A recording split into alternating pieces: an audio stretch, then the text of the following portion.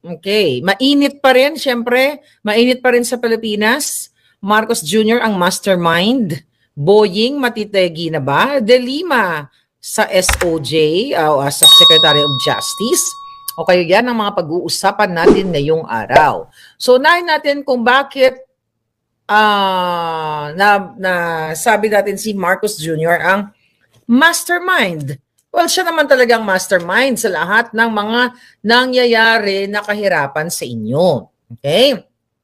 But gusto kong tumbukin itong issue ngayon na 10 million pesos na bounty, okay, na reward, actually, reward para kay Pastor Quiboloy. Okay, andun sa mga kasamang na nasasangkot sa kaso na kung saan binuhay ni Marcos Jr. yung mga kaso na yun. At yun ay supposedly sasagutin ni Pastor sa korte.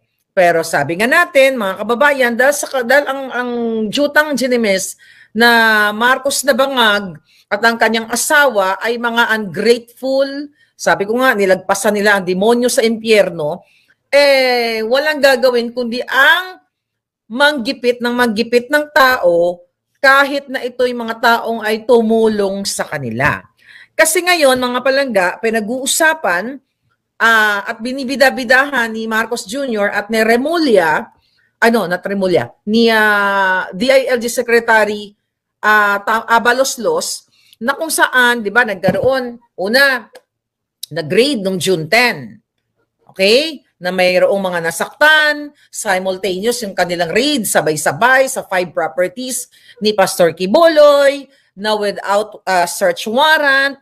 So actually, dun pa lang, sila na yung lumabag sa batas na nag-search sila ng walang search warrant.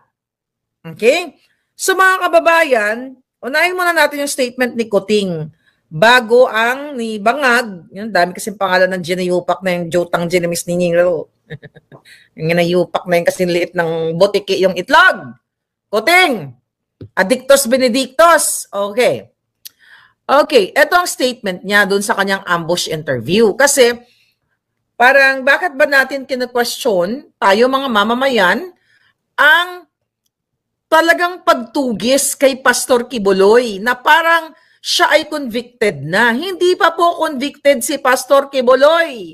Okay? Yung pastor nagsasabi na kasuhan siya at sasagutin niya. Hindi yung trial by publicity dyan sa Congress, sa Senate, mga kababayan, at gagamitin ng mga jutang Ginemes na mga politiko ang kanilang kapangyarihan para pahiyain ang isang tao, ang isang resource person, katulad na lamang na ginawa kay Doc Lorraine Badoy, kay Eric, di ba? Remember that, na kinontempt sila. Katulad ng ginawa kay Agent Morales. So, wala namang saysay actually ang mga hearing sa Senado, sa lahat, lower and upper house. Kasi itong mismong nagko-conduct ng hearing ay mga taga-impyerno. Sa impyerno nakatira yung mga yan. Lahat yan. Ngayon, mga kababayan, ang sabi ni Marcos Jr., bakit daw natin kina-question ni Pastor Quiboloy o ni natin o yung mga taga-KOJC, sabi niya, he can question, okay? Kasi kina-question natin yung 10 million pesos na reward doon sa makakapagturo kay Pastor Quiboloy. At ang sinasabi ni Marcos Jr. dito, he can question their motives as much as they want. But magpakita siya. Okay? I question his motives. Let me question his motives. Referring to Pastor. Bakit lagi kami kino-question? Bakit hindi ka namin ka-question yung hinayupa ka? Ha? Kayo kumakamkam ng pera ng bayan. Nagta-travel ka, nagpupulburon ka pa, hindi ka namin ka-questionin? Linti ka. Sabi pa niya, bakit lagi kami kino-question? Sinusunod lang namin ang batas. Pag-uusapan natin yan yung kung anong batas ang sinusunod mong yawa ka. Sundin din niya ang batas. Yun lang. Okay, number 1, sinunod mo ba Jutang Ginemes, Marcos Jr., Adictos Benedictos, yawa? Alpot, nakangkarot, lahat na. nang inappoint mo si Michael Ma na sinekreto nyo hanggang ngayon sa taong bayan na hindi kayo nag-release ng press release. Okay? Hindi nyo isinapubliko ni sa hinagap walang makita ang taong bayan at yung mga jutang ginemis na mga press na mga bulag ng appointment ni Michael Ma. Hindi ba yan number 1 paglabag sa batas? Number 2, yung asawa mo na dinig, pinakita na yan sa video, multimillion na ang viewers na dyan. Nung kinasabwat ang asawa ni Teddy Boy Locsin Jr. at si Teddy Boy at ang DFA at ang mga DOJ at ang ang embassy sa Turkey para maniobrahin ang mga papeles para kidnapin ang mga musmus na mga bata at buwisitin o tamnan, i-fabricate ng crime si distressed mother. Putang, buha ka ng ina mo. Buha ka ng ina ka, ikaw Lisa at Marcos Jr. Hindi ba paglabag yan sa batas? The heck? Salita ka naglabag si Pastor Kibuloy ng batas? Yun, hindi pa napatunayan. Akusasyon pa lang. Kayo, huling-huli sa video ng asawa mong hindot ay lumabag hindi lang sa batas ng tao, kundi sa batas ng Diyos. Ano pang nilabag mo? Okay? Ano pang mga nilabag mong ginayupa ka? Yung smuggling na sinasabi mo bilang na ang araw ng mga smuggler. Last na mo yun. Bakit nasaan ang mga smuggler? Ayan si Michael Ma. Andyan si Rubio sa Bureau of Customs. Huwag na tayong lumayo. Ikaw ang mastermind. Ang brother-in-law mo na si Martin Araneta. Dahil yan ang report ni Clarita Carlos na diligwak ninyo. Pero later on, hanggang ngayon pala, hindi pa rin nagsasalita si Clarita Carlos dahil nakalagay sa Nika report na ang putang inang pamilya nyo ang sangkot sa smuggling. Yan ang katotohanan. Kayo ang lumabag sa batas, mga Buisit kayo? Ang mapagil kasi mga palangga. Ano pang nilabag? Kasi you talk about nilabag ni Pastor Kibuloy ang batas. Yung 1.8 kilograms, not kilograms, tons ng alitagtag na nahuli nyo kunwari itong si Aljon Michael Sarate na ito. Diba na well-protected ninyo during the Spedea Leak Senate hearing. O ano na nangyari doon? Diba ayaw nyo na? Bato, ano na? Jinggoy. O, nagbibinabae ka na naman dyan. Buisit kayo lahat. Tatamaan kayo ng dila ko ngayon.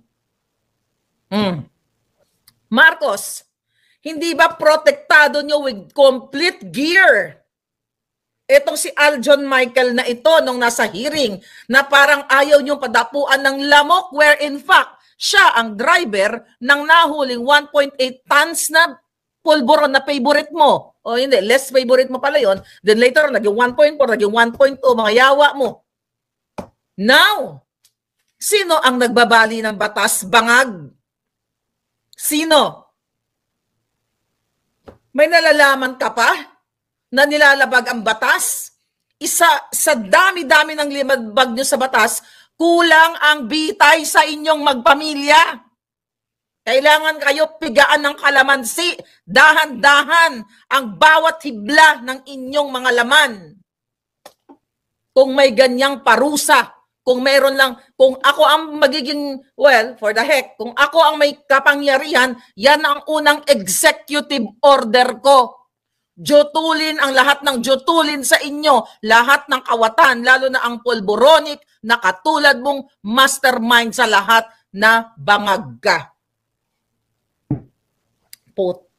Ano talaga mga hayop na to. Okay, anyway. Kidnapping, Michael Ma, smuggling, ano pa? Bribery. Remember? Yung kadyutahan na Senate hearing, kailan yon? Few months ago? Na napatunayan doon si Senator Amy Marcos. Senator Amy, ano yung kadyotahan ng kapatid mo? Lumabas ka na. Huwag mo nang budulin ng taong bayan. We're giving you before the SONA. At after the SONA, makatitikman mo rin ang mga hagupit ng dila, hindi ko lang dila, ng mga mamamayan. Now, let's talk about bribery. Di ba doon sa Jutang Ginemes na Senate hearing, bangag? Doon ay may messages na nakarating sa akin na yung hayop mong tambaluslos na pinsan, okay? Na nilagpasan nyo nga, dapat kayo sa impyerno kayo mamuhay. Okay? Dahil doon kayo nababagay. Nag-bribe sa mga congressman.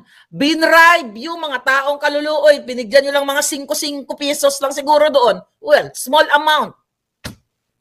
Okay? Kumuha kayo ng pondo from the government, from Congress, pinwersa nyo, papirmahin ang mga kawawang mga palangga sa Davao, particularly sa Jutang Ginemes Charter Change na yan, dahil sa issue sa gusto ninyo na manatili sa pwesto. Binribe nyo, binudol nyo, ginamit yung pera ng bayan, hindi ba yan paglasapastangan sa batas? Bribery, corruption, what else?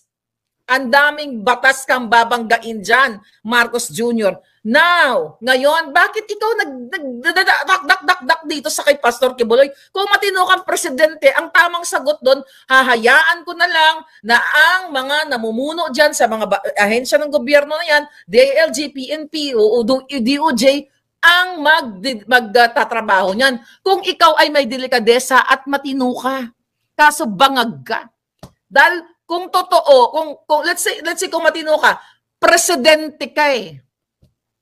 Hindi ka dapat nagdadakdak na nagngingiwi-ngiwi na yung bunganga mong inayupak ka sa pagpoprotekta dito sa iyong mga tao katulad ni Abalos na kayo din ay mastermind ng Pogo. Manahimik ka, bangag.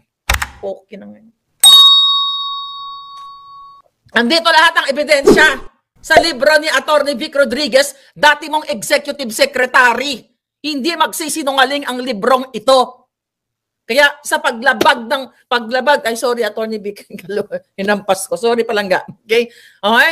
Andito lahat ang kabalbalan mo, Kuting, simula sa asawa mong paglabag sa batas na wala namang mandato na paglagay kay Altenco at kung sino-sino pang hinayupak para magnakaw kayo sa Kabanang Bayan. The nerve, the bangag,